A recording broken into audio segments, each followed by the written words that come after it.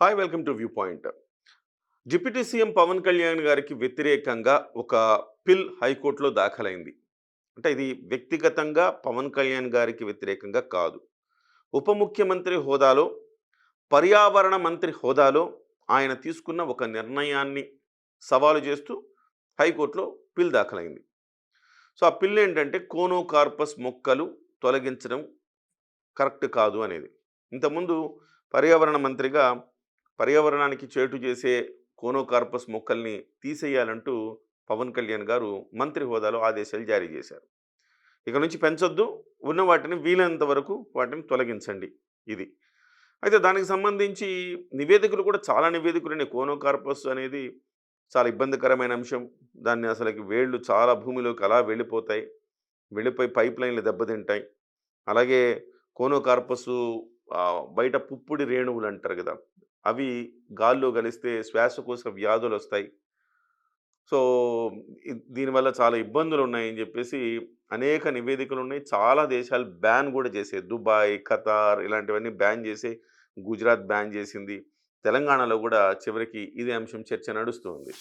అయితే కోనోకార్పస్ చెట్లని మరి ఎందుకంత విరివిగా పెంచుతారంటే, కోనోకార్పస్ చెట్లు ఇట్లా శంఖాకారంలో వస్తాయి. చాలా విరివిగా ఫాస్ట్‌గా గ్రో అయితాయి.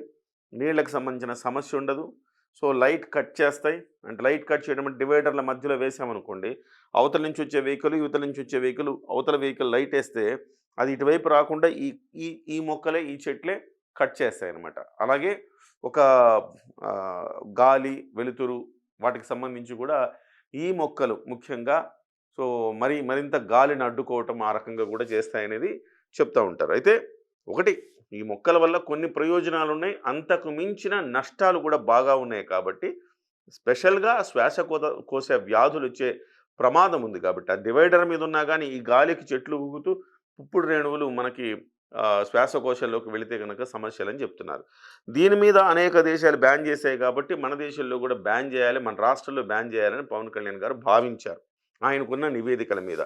కాదు, దానివల్ల పెద్ద నష్టం లేదు, అవన్నీ కూడా అపోహలే అని లక్ష్మణ్ రెడ్డి అంటున్నారు. లక్ష్మణ్ రెడ్డి ఇంకొక వల్లంరెడ్డి లక్ష్మణ్ రెడ్డి జనచైతన్య వేదిక రాష్ట్ర అధ్యక్షుడు వల్లంరెడ్డి లక్ష్మణ్ రెడ్డి మరో ఇద్దరు కలిసి ఒక వ్యాజ్యాన్ని వేశారనమాట. సో, సుమారు 40 దేశాలు ఈ మొక్కలున్నాయి. ప్రతికూల వాతావరణంలోనూ ఈ మొక్కలు 6-7 అడుగులు పెరిగి హరిత ఆహ్లాదాన్ని పెంచుతాయి. జాతీయ రహదారుల వద్ద కొన్ని చోట్ల డివైడర్లపై చెట్లున్నాయి. మొక్కలు పర్యావరణాన్ని రక్షిస్తూ వాయు, శబ్ద కాలుష్యాన్ని అరికడుతూ చూడచక్కగా ఉంటున్నాయి అంటూ వాళ్ళు ఒక పిటిషన్ దాఖలు చేశారు. దాని మీద అవసరమైతే ఒక నిపుణుల కమిటీని వెయ్యండి అని చెప్పి కూడా అడుగుతున్నారు. తప్పేం లేదు. ఒక నిపుణుల కమిటీని వేయండి. నిజంగా మన ప్రాంతంలో ఇక్కడ కొంత అవేర్‌నెస్ కూడా పెరగాల్సిన అవసరం ఉంది. అంటే ఇందులో కూడా కోనోకార్పస్‌లో కూడా ఒక రకమైన చెట్టు మాత్రమే ప్రాబ్లమ్ అని అంటున్నారు. సో, మిగతావి పర్వాలేదంటున్నారు. ఇందులో ఈ జాతుల్లో కూడా రకరకాల భిన్నమైన జాతులున్నాయి వీటిల్లో. ఇదే జాతిలో భిన్నమైన మొక్కలున్నాయి. ఒక ఒక రకమైనవి మాత్రమే నష్టము. విదేశాల నుంచి దిగుమతి చేసుకున్న ఒక రకమైన మొక్క కోనోకార్పస్ మొక్కనే. అది అభ్యంతరకరము, ఇబ్బందికరం అంటున్నారు. కాదు, వీళ్ళు లక్ష్మణ్ రెడ్డి గారు ఇంకొకళ్ళు చెప్పినట్టుగా దాని మీద ఒక నిపుణుల కమిటీని వేసి, దాని మీద అధ్యయనం చేసిన తర్వాత ఒక నిర్ణయం తీసుకుంటే తప్పేమీ లేదు.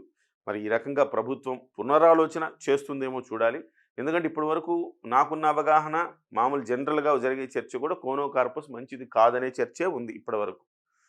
సో, కాకపోతే వేగంగా పెరుగుతాయని చెప్పేసి వేసేస్తున్నారు. రియల్ ఎస్టేట్ చాలా వెంచర్‌లలో చూడండి ఇవే మొక్కలుంటాయి. ఎందుకంటే వీటికి ఇబ్బంది లేదు. ఇంకా నీళ్లు పోయాలి అవి ఇవి అని ఏం లేదు. అలా మొండిగా పెరిగిపోతాయన్నమాట. మొండిగా పెరిగిపోయి పచ్చగా కనిపించేస్తా ఉంటది. వెంచర్ మొత్తం కూడా పచ్చగా కనిపించేస్తుంటదని రియల్ ఎస్టేట్ అందరూ కూడా ఇదే మొక్కను వాడతారు. సో, డివైడర్‌లకి మెయింటెనెన్స్ తక్కువ అని చెప్పి డివైడర్‌లకి ప్రభుత్వం కూడా వాడుతోంది.